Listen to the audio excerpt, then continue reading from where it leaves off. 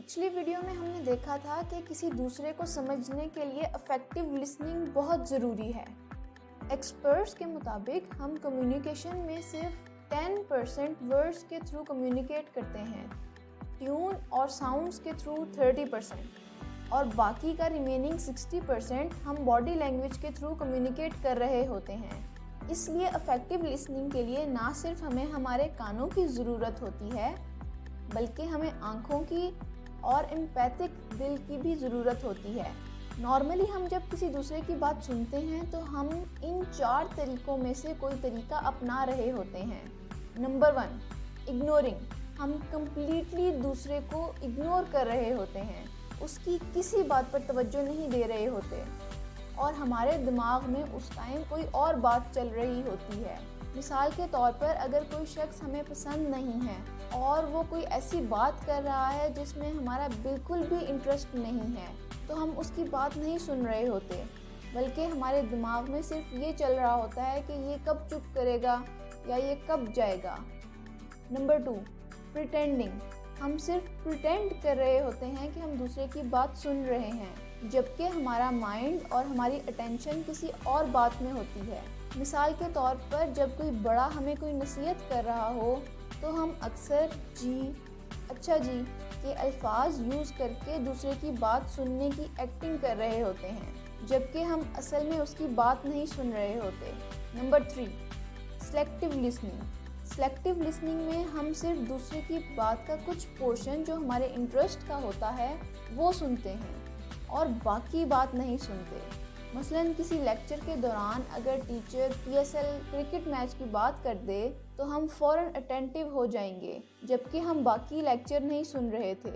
Number 4, attentive listening. इसमें हम सिर्फ वर्ड्स को अटेंटिवली सुनते हैं।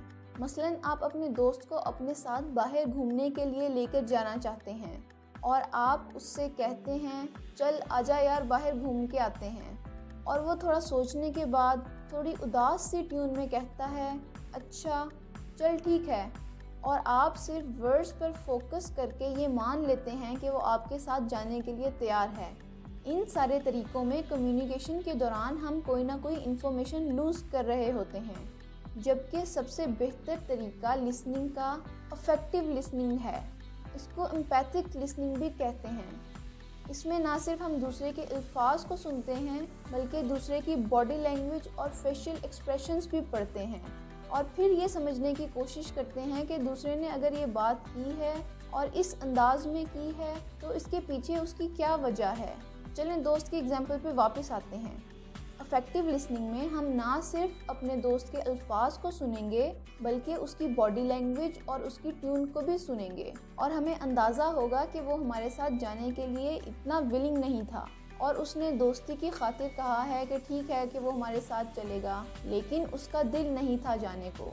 फिर उसके बाद आप उससे पूछेंगे कि तुम इतना एक्साइटेड नहीं लग रहे, क्या बात है, कुछ परेशान से लग रहे हो, और इस तरह आपको अपने दोस्त के बाहर ना जाने के पीछे असल वजह का पता चल सकेगा। इस तरह अफेक्टिव लिसनिंग में दूसरे के ना सिर्फ वर्बल बल्कि नॉन वर्बल मैसेजेस को भी हम पढ़ते हैं और समझने की कोशिश करते हैं। ये चीज़ हमारा दूसरे के साथ बॉन्ड स्ट्रॉन्ग करती है, हमारा दूसरे के साथ इमोशनल बैंक अकाउंट बढ़ाती है। अफेक्टिव लिसनिंग के लिए ये 3 पॉइंट्स बहुत इम्पॉर्टेंट हैं। नंबर 1, हमारा पोस्चर, हमारी बॉडी लैंग्वेज और हमारे फेशियल एक्सप्रेशंस ओपन और केयरिंग होने चाहिए। नंबर 2, दूसरे की बात सुनते हुए हमें उसकी इमोशनल स्टेट को भी कंसीडर करना चाहिए।